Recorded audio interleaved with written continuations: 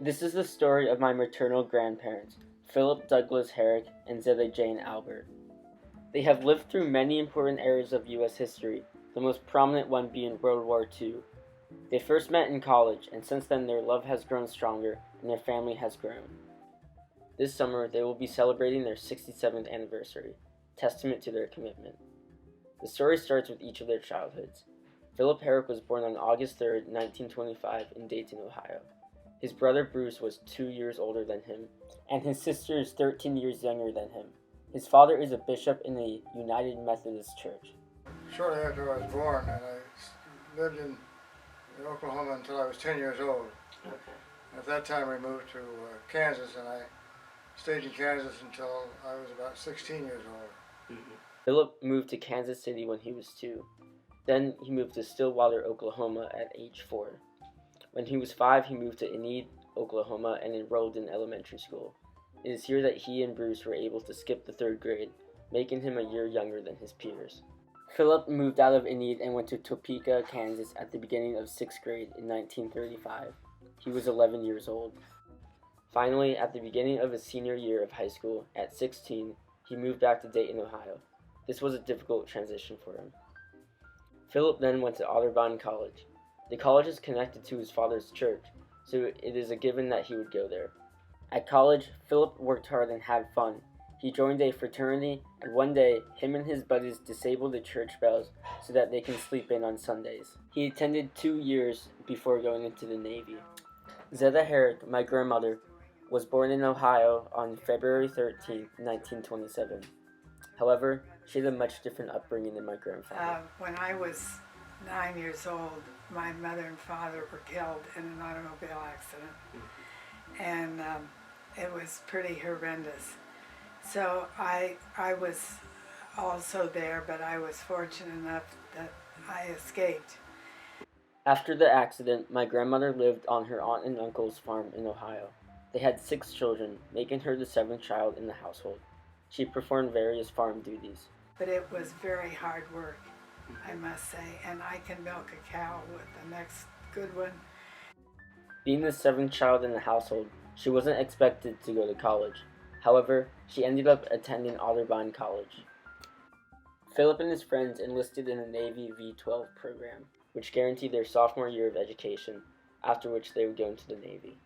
Went down to Columbus, Ohio, and enlisted in the Navy, figuring that if we were going to have to go, we were going to go to at least into a part of the armed forces where we might have a warm, clean bed at night to sleep in.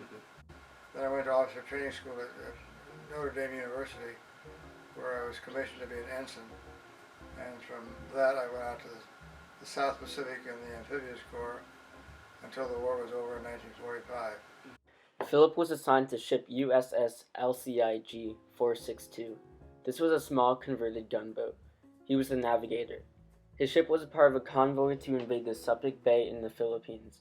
Later on, he would engage in the invasion of Okinawa.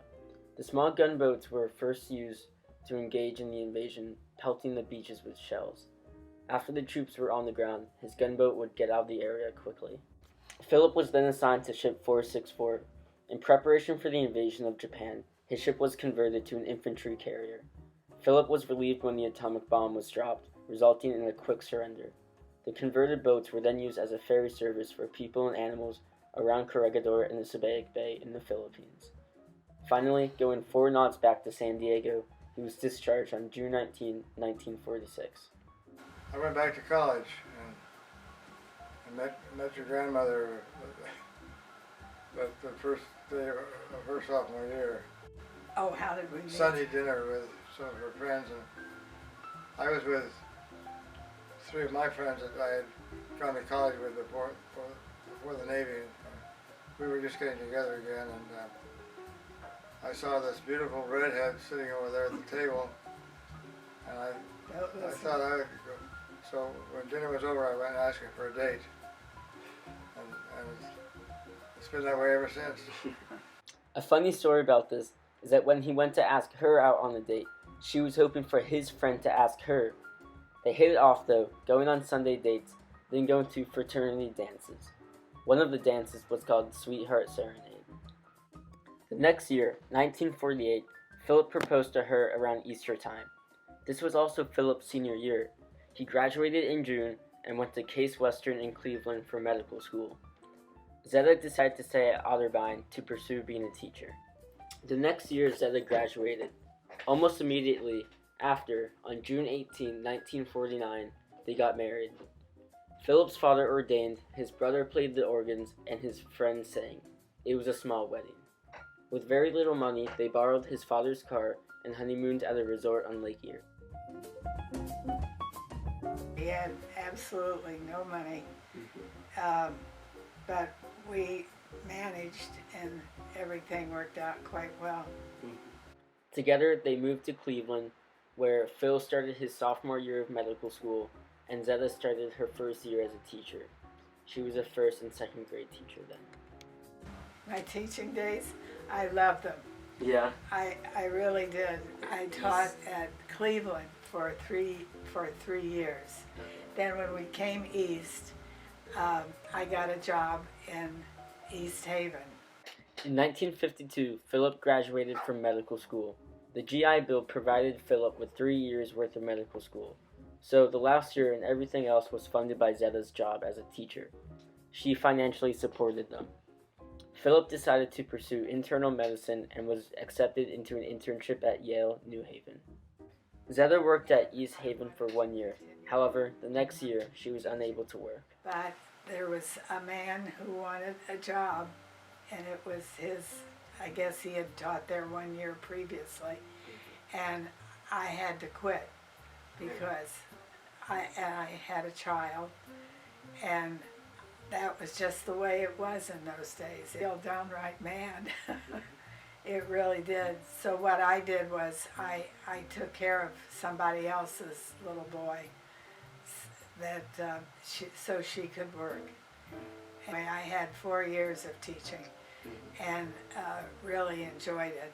In the early morning of August 1st, 1953, their first child, Doug Herrick, was born.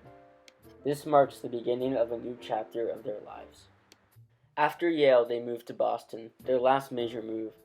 Philip got a paying residence at a large Veterans Administration hospital in Jamaica Plain.